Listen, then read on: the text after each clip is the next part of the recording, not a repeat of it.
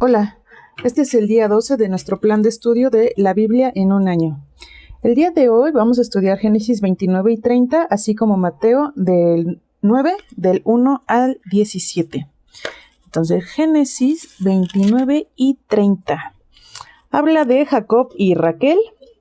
Cuando Jacob conoce a Raquel, que Raquel viene pastoreando a las ovejas de su padre Labán, pero él le pregunta a unos pastores si conocen a Labán, el hijo de Nahor, y ellos dicen, sí lo conocemos. De hecho, mira, ahí está Raquel, la que viene con las ovejas que son de él.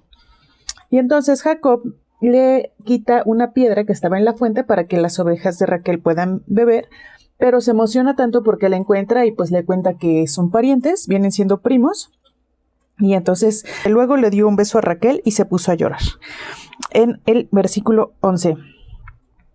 Y luego ya Raquel le cuenta a Labán, su papá, de la noticia de Jacob, y Labán corre a conocerlo y lo invita a su casa para que se quede ahí. Y entonces ya Jacob les platica toda la historia de cómo fue que tuvo que huir de su casa, de Isaac, y entonces le dijo que se quedara en su casa un mes.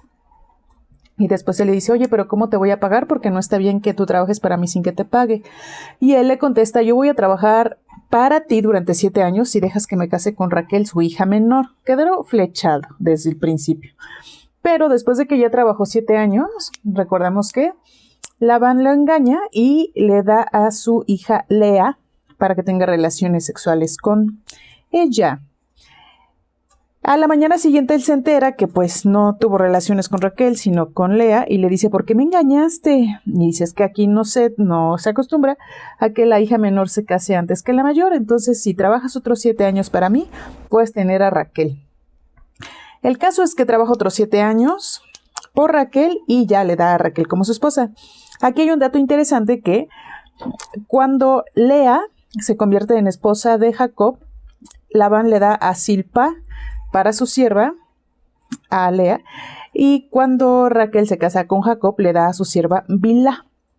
Esto es importante porque posteriormente se involucran en la historia. Cuando empieza a tener hijos Jacob, Dios le da hijos de Lea, y primero le da a Rubén, luego a Simeón, luego a Leví, y después a Judá, y luego Raquel empieza a tener celos de su hermana, y le dice, toma a mi sierva Bilha para que tengas hijos a través de ella. Jacob accede y le da a Dan y un segundo hijo, Neftalí. Pero entonces Lea le da a su sierva Zilpa y Zilpa le da 2 hijos a Jacob, que son Gad y Aser.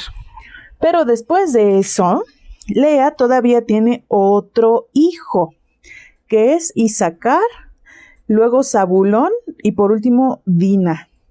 Y entonces Dios se acordó de Raquel y le dio a José. Aquí todavía no sale lo de Benjamín, que me parece que es el último hijo de... Sí, no, aquí todavía no sale lo del hijo Benjamín.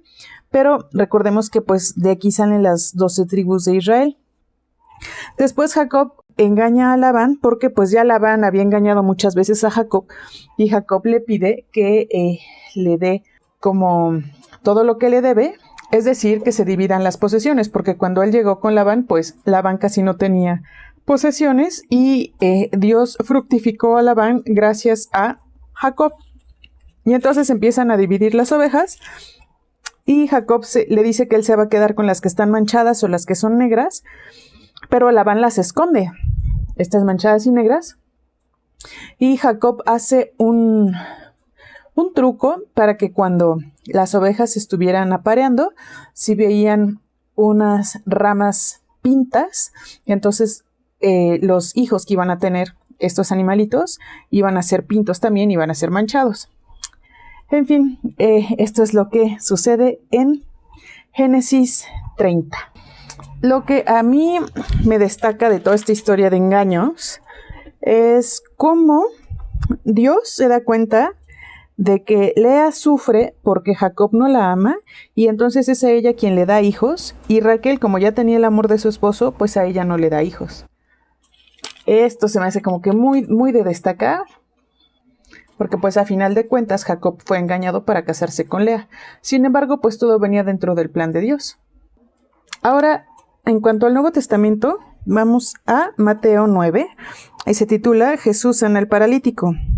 Narra que Jesús sube a un bote y atraviesa el lago para regresar a su propio pueblo. Entonces llegan con un paralítico en una camilla, y Jesús, cuando ve que vienen con tanta fe y le dice al paralítico: tus pecados quedan perdonados. Y había unos maestros de la ley ahí cerca que se quedaron impresionados porque cómo se atrevía Jesús a decirle que sus pecados le eran perdonados. Y entonces Jesús dice: ¿qué es más fácil? Tal vez tú piensas que es más fácil que yo les diga que sus pecados quedan perdonados, porque eso no se puede comprobar. Pero si yo le digo levántate y anda, va a quedar comprobado que el Hijo del Hombre tiene en la tierra el poder para perdonar pecados. Y se voltea con el paralítico y le dice: a ti te digo, levántate, recoge tu camilla y vete a tu casa. Y el paralítico se levanta, agarra su camilla y se va a su casa. Y entonces la multitud, cuando ve esto, se llena de miedo y entonces alababan a Dios porque trajo tal poder a los seres humanos. Y en ese mismo tiempo, Jesús vio a un hombre llamado Mateo, que es el que escribe este texto. Lo ve y él era un cobrador de impuestos y le dice: sígueme. Mateo se levantó y lo siguió, y después lo invitó a comer a su casa. Y obviamente pues llegaron amigos de Mateo que eran cobradores de impuestos y también varios pecadores.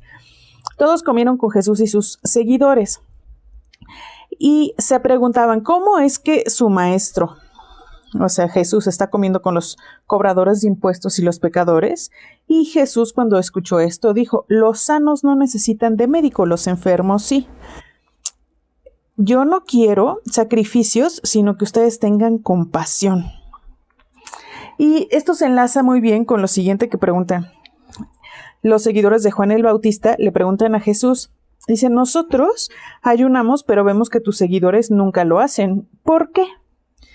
Y entonces Jesús dice: cuando hay boda, los amigos del novio no están tristes mientras él está con ellos, pero llegará el día en que se llevarán al novio y entonces ayunarán. Y recordamos que Jesús dice: yo no quiero sacrificios, sino que ustedes tengan compasión. A Jesús no le importan tanto las actitudes de forma, sino del fondo. ¿De qué sirve ayunar si no tenemos compasión y estamos peleados con nuestro hermano? Más bien tendríamos que estar gozosos porque Dios está en nuestras vidas. Bueno, pues muchas gracias por escuchar. Esto fue el día 12. Nos escuchamos el día de mañana, primero Dios. Saludos y bendiciones.